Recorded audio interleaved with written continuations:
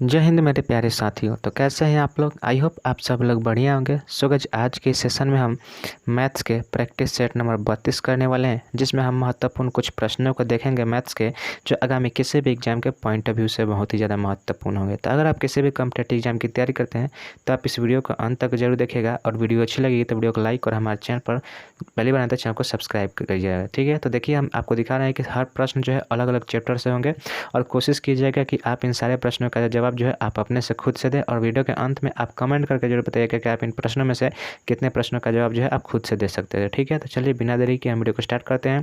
तो देखिए यहाँ पे पहला नंबर प्रश्न है हमारा कि यदि y plus 1/y equal to 3 दिया है तो 1 plus y q plus 1/y q plus y q का मान क्या होगा। तो देखिए यह एक सीरीज का सवाल है, और इसके लिए देखिए सिंप्लीफिकेशन का सवाल है, और इसके लिए एक मेथड आता है जो हम आपको बताएंगे। आप इसको गौर से देखिएगा वीडियो को। ठीक है, देखिए अगर आपका इस फॉर्मेट में दिया है, जैसे कि हम लिख रहे हैं 1 प्लस वाई इक्वल टू, अगर आपका p हो, ठीक है, तो अगर आपको इतना दिया हो, तो अगर आपको निकालना है 1 plus y square plus 1/y square निकालना हो, तो इसके लिए क्या सूत्र आता है। तो इसके लिए आप सिंपली क्या कीजिएगा, p स्क्वायर कीजिएगा -2 कर दीजिएगा। ठीक है, तो यहाँ से इस तरह से कर दीजिएगा तो आपका वाई स्क्वायर का मान निकल जाएगा। ठीक है, परंतु आपको हमें निकालना क्या है, हमें निकालना है, देखिए हमें निकालना है Y q plus 1/y Q निकालना है। ठीक है, तो इसके लिए जो सूत्र आता है वह होता है पी क्यू माइनस 3p। ठीक है, 3p होता है।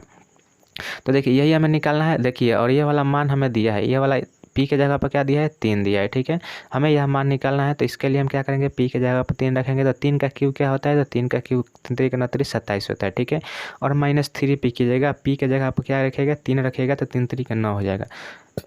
ठीक है, तो यहाँ पे 9 लिखेंगे। अब 27 में से 9 जाएगा तो क्या आएगा, 18 आएगा। तो 18 जो है यही हमारा राइट आंसर हो जाएगा इस क्वेश्चन का। तो इस क्वेश्चन का राइट आंसर क्या हो जाएगा, 18 हो जाएगा। ठीक है, देखिए काफ़ी अच्छी तरह से हमने इस सवाल को बताया है। आप उम्मीद करेंगे आप इस क्वेश्चन को समझ में आया होगा आपको। ठीक है, चलिए अब बढ़ते हैं देखिए नेक्स्ट प्रश्न की ओर। तो देखिए अगला यहाँ पे हमारा दूसरा नंबर देखिए प्रश्न है। दूसरा नंबर प्रश्न बोल रहा है कि यहाँ पर सिंप्लीफिकेशन का सवाल दिया है 1665 भागा 37 प्लस 42 गुना 5 का मान क्या होगा। ठीक है, तो देखिए यह सिंप्लीफिकेशन का सवाल है। इसमें सबसे पहले क्या किया जाता है, तो सबसे पहले भाग का किया जाता है, उसके बाद गुना का क्रिया किया जाता है। लेकिन उससे पहले अगर आप क्रिया करें तो आपको कोष्टक का क्रिया किया जाता है। ठीक है, तो देखिए आप इधर कोष्टक का क्रिया कीजिएगा, तो 1665 में आप 37 से भाग दीजिएगा, तो यहाँ पे क्या आएगा, 1665 में 37 से भाग दीजिएगा। तो चलिए हम भाग देते हैं, देखते हैं कि क्या आता है। ठीक है,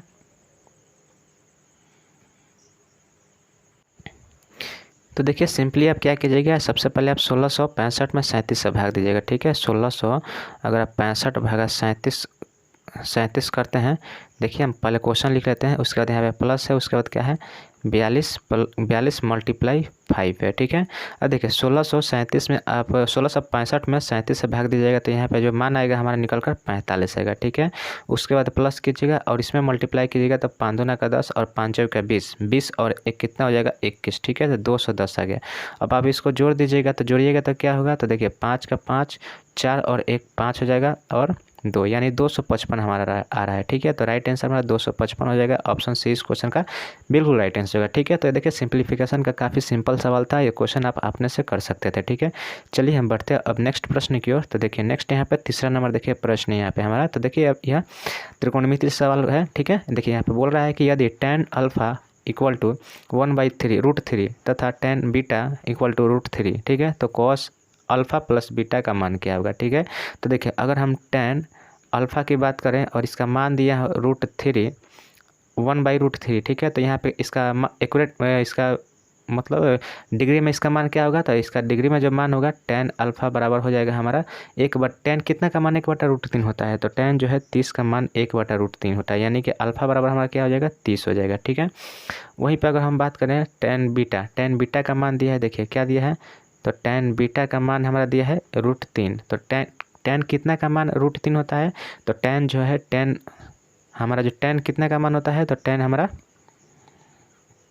60 का मान होता है √3। ठीक है, यानी यहाँ से बीटा का मान हमारा क्या निकल गया, 60 आ गया। ठीक है, अब देखिए क्वेश्चन में हमारा क्वेश्चन क्या दिया है, तो क्वेश्चन दिया है हमारा कि बोल रहा है कॉस अल्फ़ा प्लस बीटा। ठीक है, इसका मान हमें निकालना है। ठीक है, तो कॉस यहाँ पे रख दीजिए। ठीक है, कॉस यहाँ पे हो गया, और अल्फ़ा का मान कितना है, 30 है, और प्लस बीटा का मान कितना है, 60 है। तो यहाँ से हमारा क्या हो गया, कॉस 90 डिग्री हो गया। ठीक है, कॉस 90 डिग्री, तो cos 90 डिग्री का मान कितना होता है, तो cos 90 डिग्री का मान जो होता है वह 0 होता है, ठीक है। तो 0 इस क्वेश्चन का राइट आंसर हो जाएगा। देखिए ऑप्शन नंबर बी में दिया है cos 0 का मान 0, cos 90 का मान 0 दिया है, ठीक है। तो देखिए काफ़ी इजी सवाल था।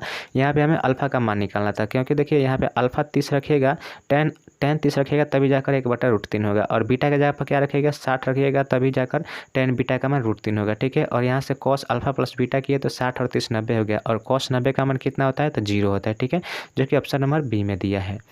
चलिए देखिए अब अगला क्वेश्चन देखते हैं। तो देखिए अगला यहाँ पे हमारा देखिए चौथा नंबर प्रश्न है, जहाँ पे क्वेश्चन बोल रहा है कि ए किसी कार्य को 9 दिनों में कर सकता है, वहीं पे बोल रहा है कि बी ए से 80% अधिक दक्ष है, तो बी और ए मिलकर उस कार्य को कितने दिनों में कर लेंगे, ठीक है, कितने दिन लेंगे करने में उसको कार्य को।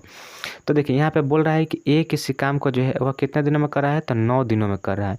उसके बाद वाला जो लाइन में बोला है, देखिए बी जो है वह ए से 80% अधिक दक्ष है, ठीक है। 80% अधिक दक्ष है का मतलब क्या हुआ, अगर यह 100% है, ये 100% है, तो यह कितना बी कितना हो जाएगा 180% हो जाएगा। अगर आप इसको काटिएगा अनुपात में बदलिएगा तो क्या होगा 20 9 कितना होगा 180, और 20 5 100 होता है, यानी 9:5 के अनुपात में यह हो जाएगा।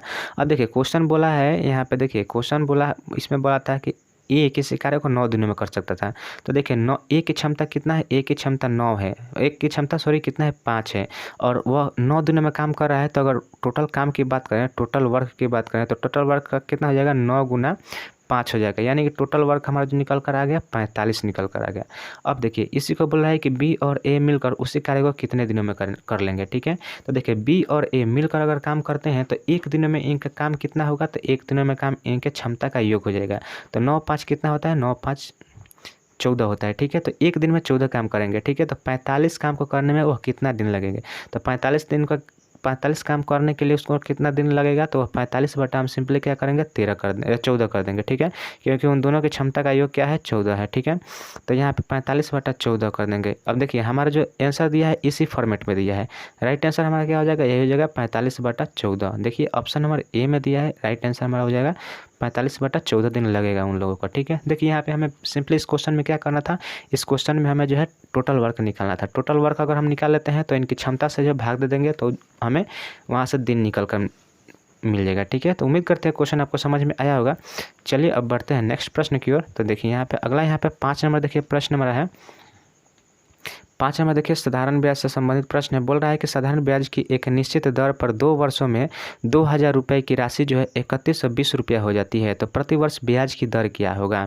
देखिए यहाँ पे मूलधन हमारा कितना दिया है, तो मूलधन हमारा दिया है 2000 रुपया, ठीक है। यहाँ पे देखिए 2000 मूलधन दिया है, वहीं पे अगर हम देखिए उसके वहाँ पे क्या दिया, और उसके बाद 3000 जो 120 रुपया है, यह क्या है, हमारा मिश्रधन है, अमाउंट है, ठीक है। तो यह कितना दिया है, तो यह 3120 रुपया दिया है। यहीं से अगर हम CI की बात करें तो CI हमारा SI नहीं करेंगे नो, ये साधारण ब्याज है, तो SI का मान कितना आ जाएगा, इसमें से हम इसको माइनस करेंगे तो यहाँ से हमारा SI का मान आ जाएगा 1120 रुपया आ जाएगा, ठीक है। इतना रुपया हमारा SI हो गया। हमें ब्याज निकालना है, ठीक है, ब्याज निकालना है। समय यहाँ पे हमें कितना दिया है, तो समय हमारा यहाँ पे 2 वर्ष दिया है।